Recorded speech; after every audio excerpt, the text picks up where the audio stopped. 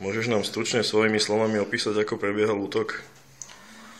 Útok prebiehal tak, že išli sme po chodníku v Brezovom Hájiku, bola tam tma a na konci chodníka stála skupinka 5 ľudí.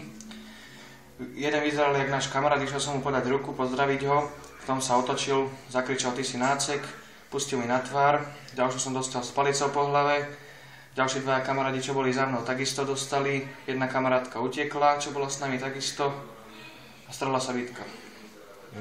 Ako vyzerali útočníci, mohol by si nám ich opísať? Bola tam tma, videl som iba tmavé oblečenie, kapusne na hlavách, šatky cez ústa. Hovorili niečo tí útočníci? Nejako vysvetlili svoje konanie alebo kričali niečo? Kričali: Antifa vládne. Čo si myslíš, prečo vás napadli? To neviem, ale myslím si asi preto, že mám holú hlavu. Predchádzalo niečo tomuto útoku? Predchádzalo, išli sme asi pol hodinu predtým cez mesto a bola tam tiež taká skupinka 5-7 ľudí a kričali, nadávali takí a takí fašisti podobné.